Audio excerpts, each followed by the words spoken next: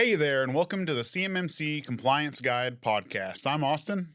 And I'm Brooke. From Justice IT Consulting, where we help businesses like yours navigate CMMC and NIST 800-171 compliance.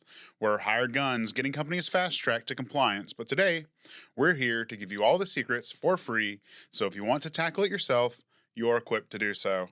Let's dive into today's episode and keep your business on track. Today's episode is probably one of the most practical episodes we've done because we're walking through what assessors notice first in their CMMC Level 2 assessment.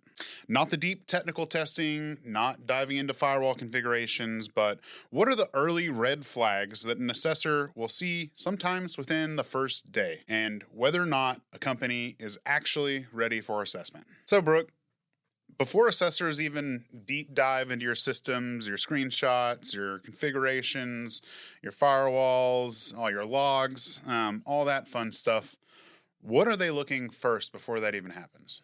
It is about all the technical configurations, but it's also about CMMC is and managing those, improving those.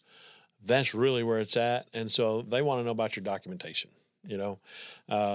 They'll ask for a list of all your documentation. Do you have this? Do you have that? And they'll ask for all that.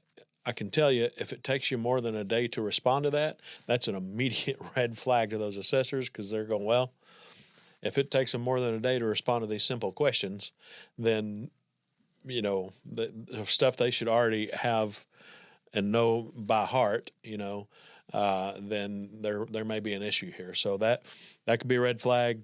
Incomplete SSP or a overly generic SSP.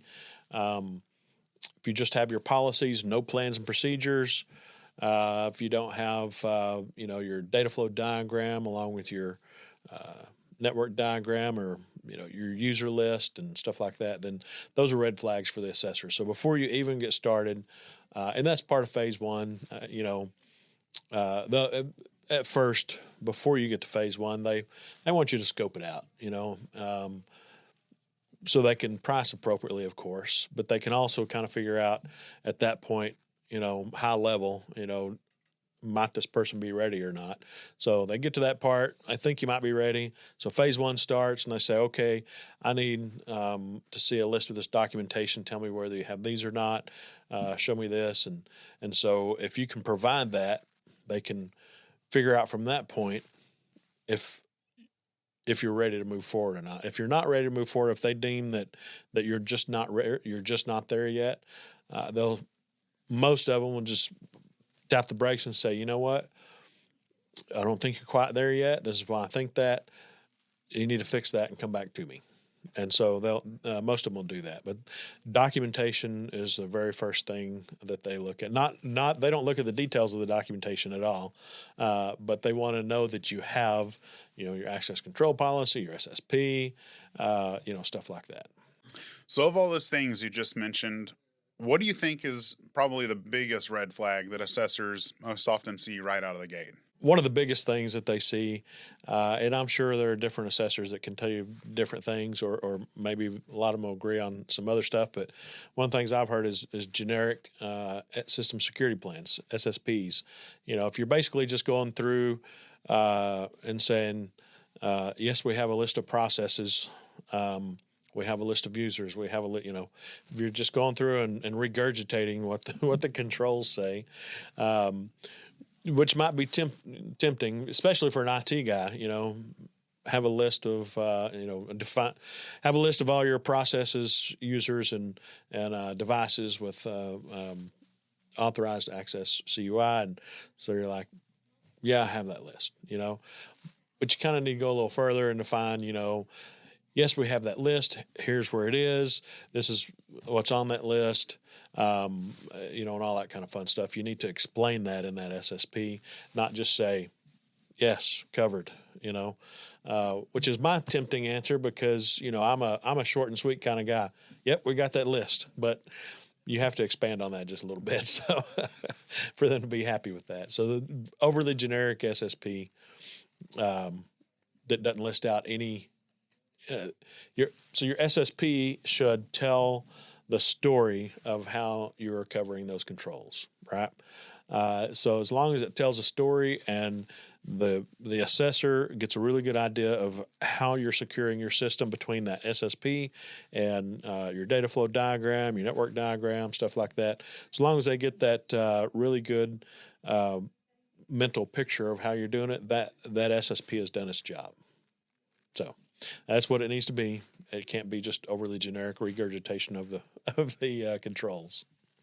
Now, I think you had kind of alluded to this earlier, but we hear a lot about, and we see a lot of scoping issues. What do assessors see most often when it comes to scoping issues?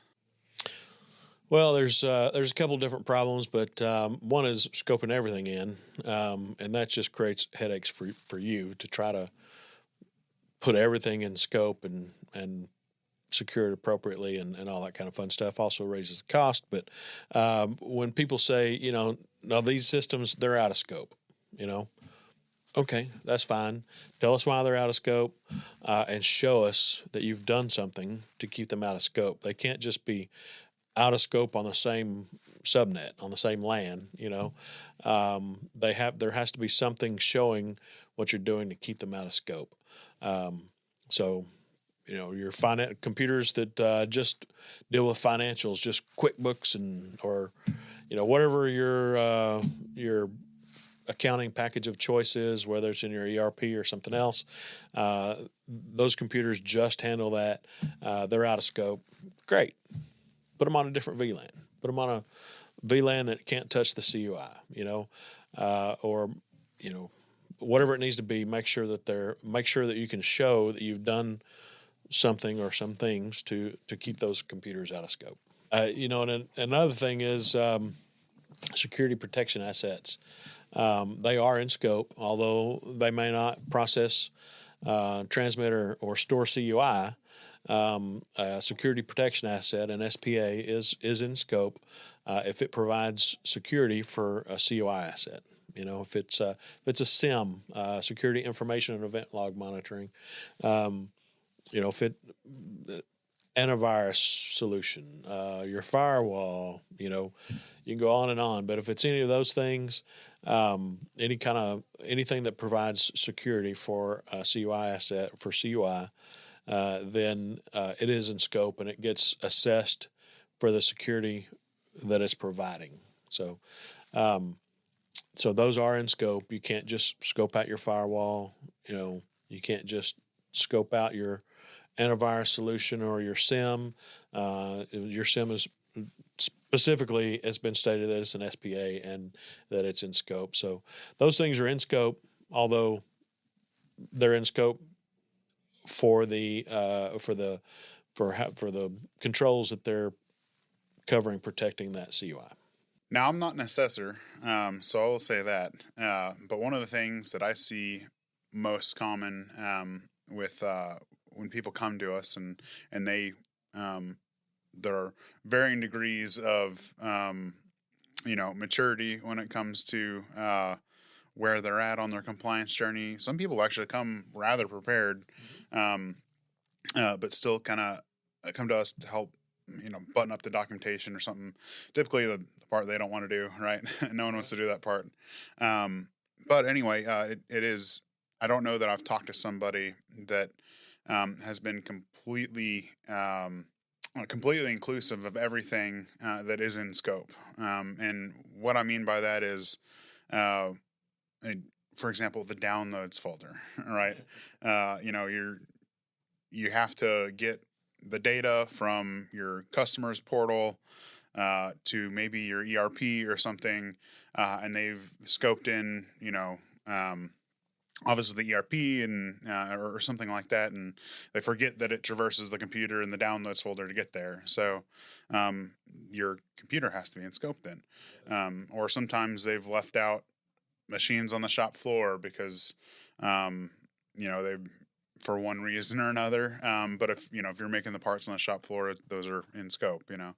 And even just so the printer itself is in scope, right? I mean, you have to print. You have to know whether it prints over Ethernet or wireless and how it does so. If it's wireless, it has to be encrypted. And then, the copier, for example, has a hard drive on it that if you're copying diagrams at CUI, that is in scope. So, people have a tendency to think, well, that's just minutia. It's not important, but it is actually, and those are the things that are going to really screw you up when it comes to your assessment.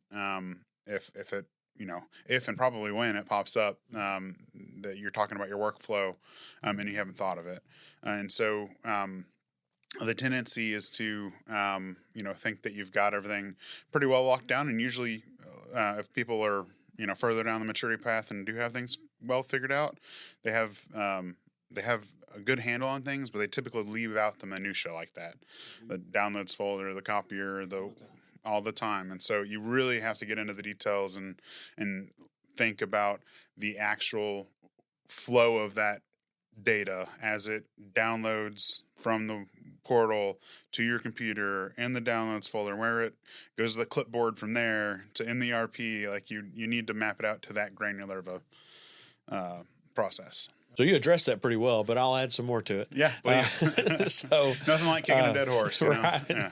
So the control is just not where is CUI stored. It's where CUI is processed, transmitted, and stored. Right. So the downloads folder, you have a computer that you use to download, or maybe you open it and view it, and then save it and transfer it over your CRM. That is, when you download it, that's transmitted. When you transfer it over to your ERP or wherever it's going, the in-scope file server or whatever it may be, your enclave, then that's that transmission. That is transmission of CUI. Whenever you open it to view it, just to make sure you got the right thing, right? I hate to tell you, but it has to be stored somewhere for you to be able to view it. And generally, if you're going to transmit it somewhere on your network, that is stored temporarily, at least, if not longer, on your, like in the downloads folder or the temp folder. That's stored on your computer, so it's processed, stored, and transmitted from that computer and to that computer. So, yes, the other thing we see is, hey, I've got an enclave. I've got an enclave provided by XYZ software company, and everything in there is, it's FIPS validated encryption. It's stored and transmitted in that environment, and all that kind of fun stuff. And well, what about these machines that don't have that software on it? How do they get to it? Will they get it off the file server? Well, how does it get to the file server? Well, we put the enclave solution on the file server and then share that out. Once that gets onto that file server, even if it's from that solution, then yes, that is that file server is now in scope, the whole thing, and anything that touches that is now in scope because they're touching CUI outside of your enclave. Basically, you can still consider it part of your enclave if you want, but you just expanded your enclave, right? However you want to phrase that. I was talking to an assessor the other day, and they said, if you have a enclave, but it's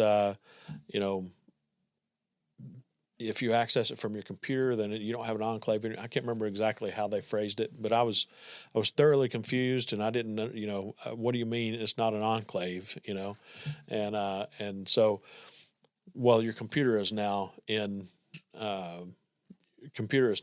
I was like, oh, well, yeah, of course, yeah. If that computer touches that enclave, that's part of that enclave, and it's in scope, right? So define enclave however you want. There's some pretty loose definitions of enclave these days, but your CUI storage solution, anything that touches it is in scope. So anything that transmits it, anything that processes it, CUI is in scope. So you have to think about those things and the secondary things that you do to get that information to places it needs to go. So maybe your CNC machines, maybe they're on their own private network and they can't touch anything else, and you've done lots of great things to lock down that network. But if you open them up and let them grab information from your enclave, then you've just opened a can of worms for yourself. So, so you really need to think about all that and figure it all out. The other thing is, and this is not necessarily CUI scope necessarily, but the other thing is, access to where your CUI is stored at, or to your environment.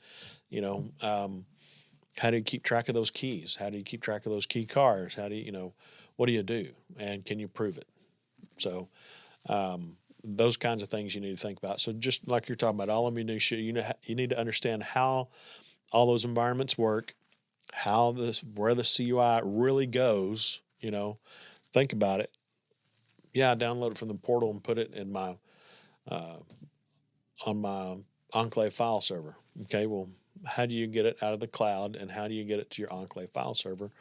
Well, I download it on my machine, and then I poke a little hole and go in and put it in the Enclave.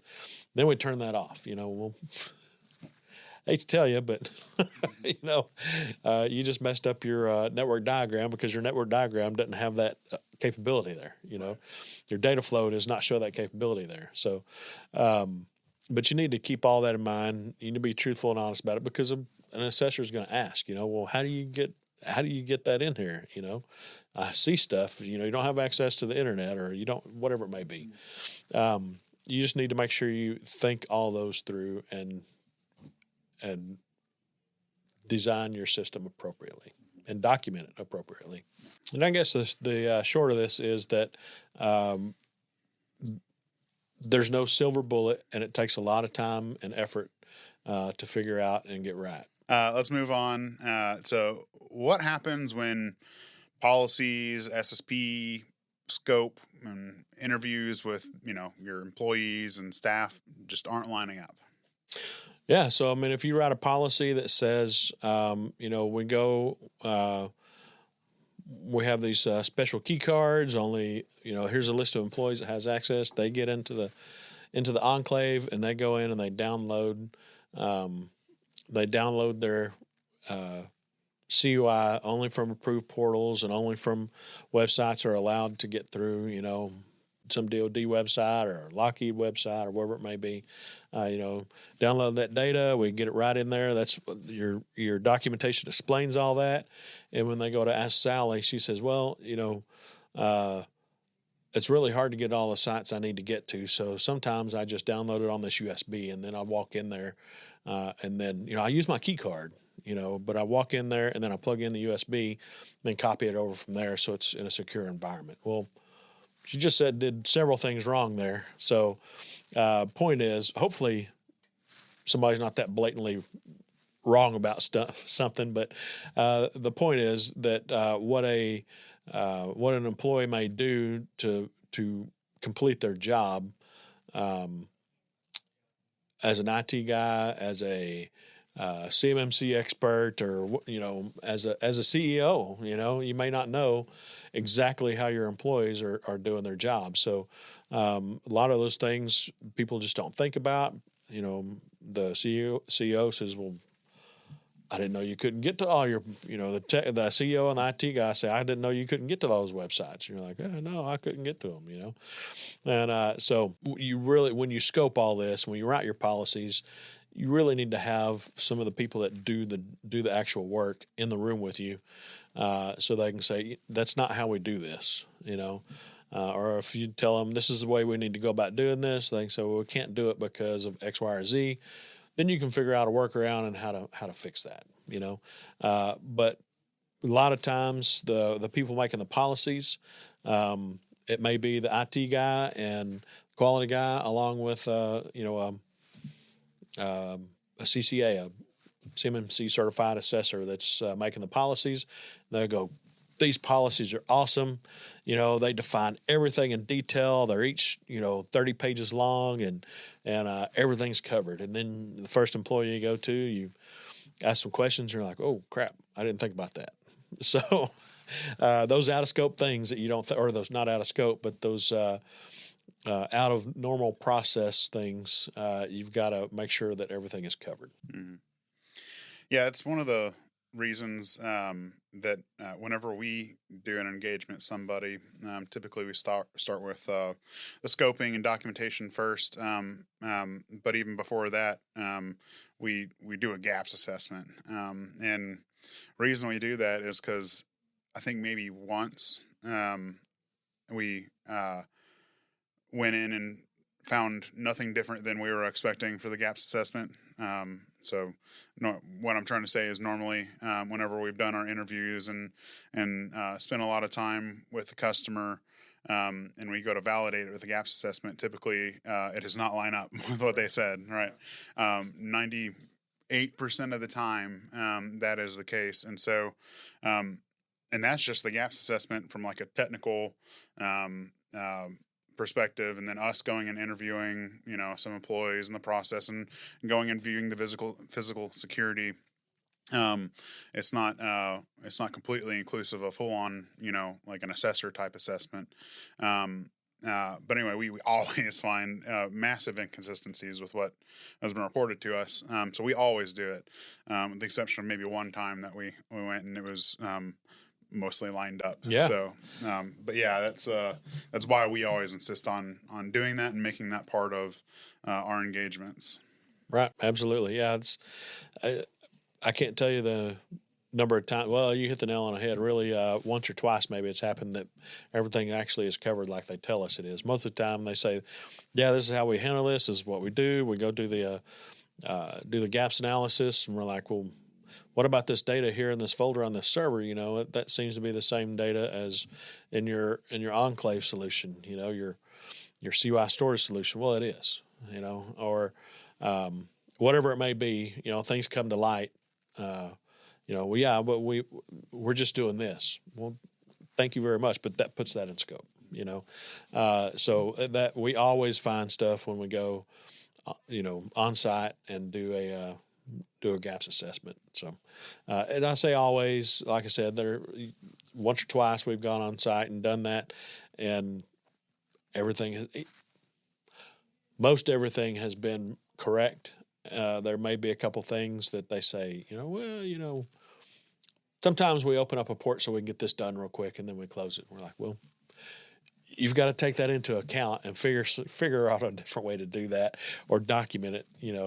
You can't just open a port and then close it, because that is piercing your enclave solution, whether it's temporarily or not. But you've got to have some, your policies have to define, your policies, your SSP procedures and plans need to be accurate on how they define things. Well, beyond those things, what are some other items that immediately raise concerns when assessors come in? Well, one of the things, and it depends on when you get your environment spooled up, if how long you've been handling CUI the whole night, how long you say that you've been compliant and all that kind of fun stuff. But if everything is brand new, you have brand new evidence, brand new policies that just were in effect last week, everything was just signed last week, all that kind of fun stuff, then, they look at it and they're like, well, haven't you been at this for like 2 years, So a way to help out with that, and if you're, completely, maybe you've built out a new enclave or something, and you're honest with them about all that up front, it's all good, But what they like to see is that if you've been operating, they like to see it history. So maybe they see you have some screenshots from a year ago, 6 months ago, and then some screenshots from right before the assessment started with you preparing for it, or other evidence, uploads of your logs or whatever it may be. That's all good, but they want to see some history that you actually have been doing this, because that really is what this is all about. Again, I said it a while ago, but this is all about ongoing monitoring and management of this. You can't set and forget IT. A lot of people like to try. It doesn't work, but you've got to, anything IT related, you've got to manage it. Shoot, you've even got to manage, your house that you live in. You got to, you got to have your AC checked out. You got to have, My roof is 10 years old. Is it in good shape? Is it I've got a few holes in my fence. We need to fix that. So you monitor and manage those things as you go along. Same thing with your car, everything else. Those don't take nearly as much necessarily, but the CMMC, it's built for care and feeding of your cybersecurity program, right? And proof of your cybersecurity program. So they want to see that ongoing proof. That's the biggest thing. That'll include all your logs, history of everything, all that kind of fun stuff, and screenshots, the artifacts that you upload. They want to see that you've got, more than one in there or whatever it may be. Maybe another thing that's on here that I forgot about just a second ago, but is policies that don't have any version history or policies that aren't signed or approved in some way. Those are things you need to be aware of. GRC platforms generally will have a way for them to be approved. They'll generally have a way to see the version history. It may not be right on the document itself. You might have to go click and look at it, but it'll have the version history and show you what's gone on over time. So all that stuff helps to prove your case that you're operating CMMC the way CMMC was meant to be operated. So we deal with a lot of manufacturers, a lot of the people that are actually, making the real things, producing and building the things that go into our defense mechanism, the fighter jets and everything else, yep. right? So all the widgets. Yeah, all the widgets. So question I have for you is, for those builders and makers out there, let's make it real, tangible for them. What do we see them struggle with the most? Sure. So where we see the struggle or misunderstanding or just ignorance, and by ignorance I mean true ignorance, just not knowing. Those CNC machines that are network connected. It's an old Windows XP machine. That machine costs, $250,000 to upgrade, and they don't feel like spending $250,000 to upgrade that thing. Or maybe they have 10 of them, and they don't want to spend $2.5 million to upgrade, whatever it may be, but they have some of those CNC machines that are on the network. You need to take all that in consideration and figure out what you need to do. If they really need access to the network, how to segment it properly, how to get that data over there, or USBs. We have some USBs, but are those USBs encrypted? They have FIPS validated encryption on them. Are they controlled and managed? Do you know who all's got one? Are they serialized? Do you have a number on them? Right? We're missing USB 001. Where is it? Sam had it, but anyway. So those are the kind of things that you need to think about. For construction, you need to think about your construction trailers. How do you deal with CUI on the construction trailers? Typically at a construction site, you're going to have your construction trailer. It's going to, anybody can walk in and out of those construction trailers, and they have a hotspot in there, and that hotspot provides Wi-Fi, and they connect to Wi-Fi. And I'll bet you $1 million that Wi-Fi is not FIPS validated, does not use FIPS validated encryption. So how are you accessing your CUI? Where does your printed CUI go? For those construction companies, who's authorized? How are they authorized to see that CUI? If it is just printed CUI and they just look at it, great. They need to be authorized to see it.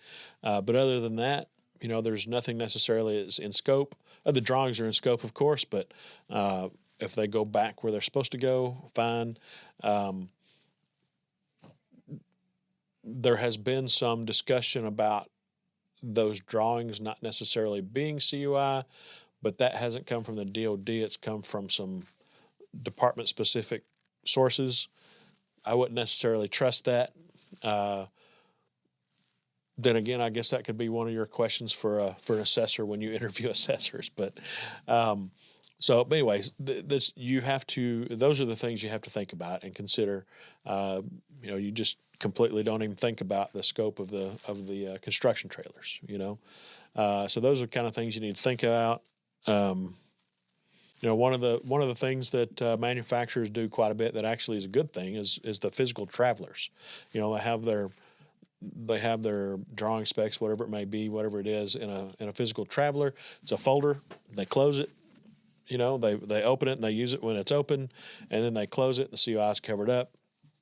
All good. Of course, it needs to be put up, stored, and locked whenever you're not using it. That's the other part of it. But the travelers are a good thing. Those are in use all over. I think probably because of ISO 9001. Those are a lot of things that specifically manufacturers and construction folks need to think about. Okay, so a large part of the defense industrial base, the supply chain, the people that are unfortunately, having to deal with this issue, unfortunately, especially if you're asking them, right? They're going to be smaller, mid-size, and usually they're going to be either augmented by or completely outsourced to an IT provider, an MSP, IT guy, someone that's outside the company, or a vendor that's outside the company, at least in part. So the question is, how do these MSPs, these IT providers, these service companies come into play in the assessment process, and more so I'm talking about kind of early in the assessment process? It'll depend a whole lot on what all your MSP or MSSP does for you. But just the long and short of it is they're in scope with you. So they'll have to be there and available for whatever they're doing for you. For instance, if all they do is provide antivirus for you, I seriously doubt that. But if all they're doing is providing antivirus for you, they'll have to be there and answer those antivirus management questions because that is a security protection asset. And the antivirus is, and the MSP will be because they're providing that. That's a security protection asset, providing security for CUI. And so they'll be in scope and they'll be asked how they fulfill those, the controls that are related, right? So the easy thing to ask for is that is my MSP or MSSP, do they have a level 2 certification? That's great. That'll get them a good long ways down the road. But there's not very many that are right now. And what they actually, that's just a really good to have, but that's a good to have. What they really need is a shared responsibility matrix or a customer responsibility matrix. Thank you, DoD, for changing that acronym. No, it's not DoD, by the way. Yeah, they changed that acronym too. So not DoD, but DOW. Well, the DoD did change it. Yeah, right. The DoD did change it, but now the DoD is a DOW. So right. The DoW that used to be the DoD changed the SRM to the CRM. So, and rewind that again if you need to. Yeah. Right, and of course the SRM is a shared responsibility matrix, which made complete sense to everybody. But now they've changed it to a CRM, which is a customer responsibility matrix. But it's also a customer relationship manager. Yeah, that's what it's called, a CRM. That's what. CRM is something you manage your marketing and customer relationships with, So for us, it's like, well, which CRM are you talking about? But in any case, with CMMC, the responsibility matrix is the customer responsibility matrix, the CRM. Your provider should have listed out, should have that matrix for you, and should have listed out all the controls. Which ones are your responsibility? Which ones are their responsibility? And likely there's a column for each, and there's probably not very much that the provider is 100% responsible for. I'm sure there's some, but there is some responsibility for both. Well, there's some responsibility, at least some, if not all, responsibility for the customer, for you seeking certification, and then the provider may share some of that responsibility. Some instances they may be 100% responsible for some things, but that shared responsibility matrix or customer responsibility matrix will define all that. And if you have that, that is one of those things that the assessors are going to want to see. All right, you use an MSP. Let's see their CRM. What are they doing for you? And now let's make sure that they're doing those things. So you want that also, even though you should split that out into assessment objectives, and if you do, it's 320 items long. So if you do that, great. It's nice to have. It shows you exactly what they do for you, but it also is also quite long. It's a list that you'll be searching through all the time, trying to figure out what they're doing really. But and the other thing in our world is that on our invoices, we try for our invoices not to be 320 pages long. So we try to put things nice and short on the invoice, so it's understandable for the client. And that's what they see most. They're not going to really always go back and look at their SRM. But I digress. That SRM or CRM is where it's at, what you should have in place for any of your MSP, your SSP, your MSP, your MSSP, any other ESP, which is an external service provider. You should have that in place. Not only should you have that in place, but it should also line up with the CMMC controls, the NIST 800-171 controls or assessment objectives. It should line up to those. It can't be just some generic, thing. An assessor needs to be able to see it and map it to a control and say, all right, this is what they do for you. So it does need to be CMMC specific. Okay, so we've talked about all these issues and common pitfalls. How can companies avoid these issues? So the first is to perform a documentation check, make sure that you've got all your documentation in line. It really is an absolute ton of documentation. So make sure that you have all that documentation ready. Not only that you have all the specific pieces of documentation, but it defines everything very well. It's not generic. The second thing is make sure you have all your evidence. However you may organize it, it needs to be organized and easily accessible and easily relatable to the different controls for an assessor. An assessor can't just look at a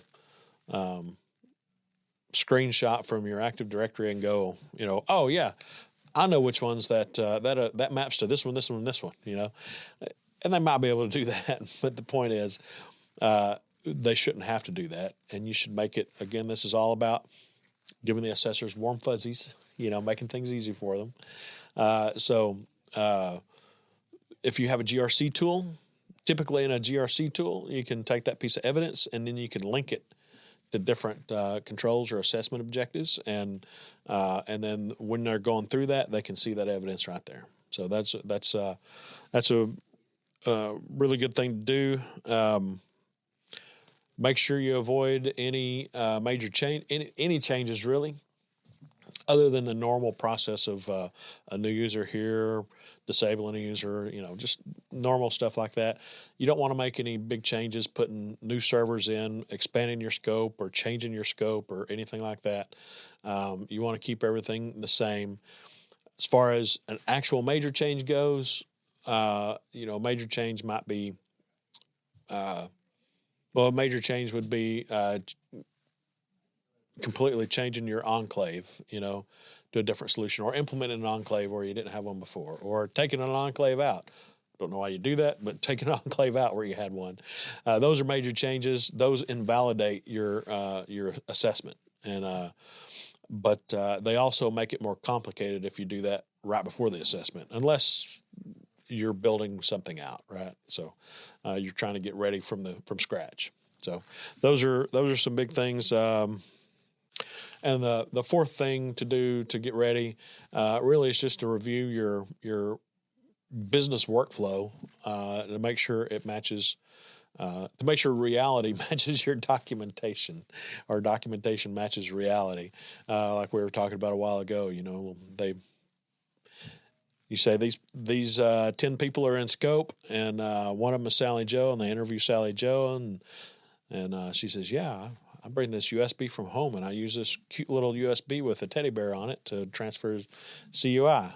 Well, that she just invalidated your your controls that you wrote, likely, unless you wrote that teddy bear USB in. I don't really know, but so you need to make sure that documentation matches reality, and reality matches documentation. Yeah.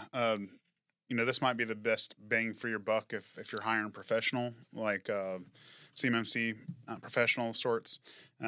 Is like we like to say, all roads lead back to scope.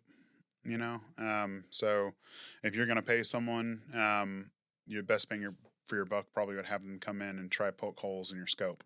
How are things flowing through, and what does Sally say, like you said? And that would be just being an assessor and coming in and mm-hmm. asking those questions. Yep. And reviewing that evidence. Yeah, exactly. Absolutely. So, because it's if you don't have that figured out, you likely have downstream issues.